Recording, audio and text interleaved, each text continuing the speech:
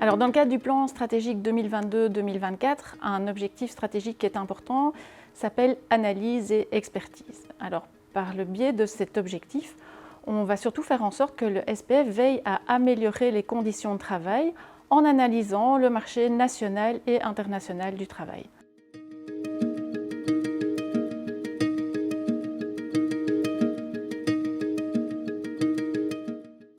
Pour parvenir à rencontrer cet objectif, on va travailler sur deux axes.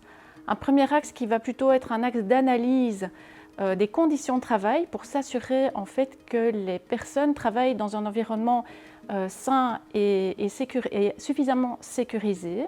Mais on va aussi faire en sorte d'apporter aux entreprises un support pour faire en sorte que les conditions de travail mènent à un travail durable et soutenable. Dans ce cadre de ce premier axe, je donnerai deux exemples qui sont pour moi fondamentaux. Tout d'abord, on va travailler sur la stratégie nationale pour améliorer le bien-être des travailleurs.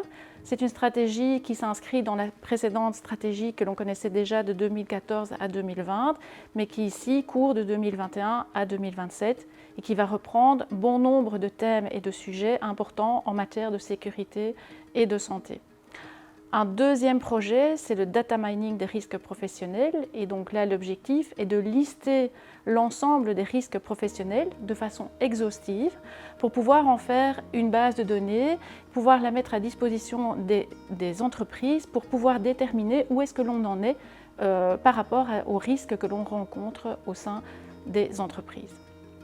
Et puis on va avoir un deuxième axe. À côté de cet axe sécurité-santé, on va plutôt avoir un axe qui va se baser sur l'analyse et des statistiques, là au niveau de l'emploi et du marché du travail. Alors ici, ce que l'on va surtout faire, c'est à la fois travailler sur des données, on va même plutôt assez souvent travailler sur les données, des données qui vont nous permettre de faire des tableaux d'indicateurs, d'une part, mais qui vont aussi nous permettre de mettre en évidence les aspects temps de travail, les aspects salaire, et donc pouvoir faire des comparatifs, voir l'évolution de ces notions. Et puis on va travailler sur notre monitoring socio-économique via le développement de notre data warehouse.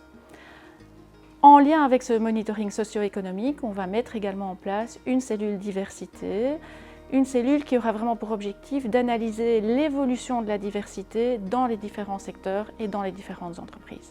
Donc en atteignant cet objectif d'analyse et d'expertise, on va faire en sorte que le SPF Emploi devienne la source la plus complète et la plus fiable en matière de données sur les conditions de travail, sur l'emploi et sur le marché du travail de manière générale.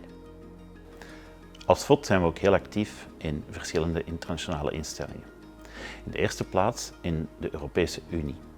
In 2024, tijdens de eerste helft van het jaar, zal België ook het voorzitterschap van de Europese Raad waarnemen.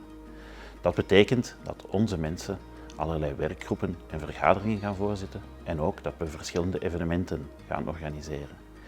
Die kans gaan we aangrijpen om te proberen het Europees sociaal model verder te versterken.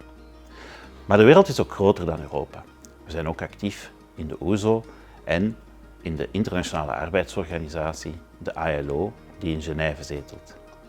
Zowel als overheid als vanuit de sociale partners, de vakbonden en de werkgevers, nemen we daar als België een belangrijke rol op.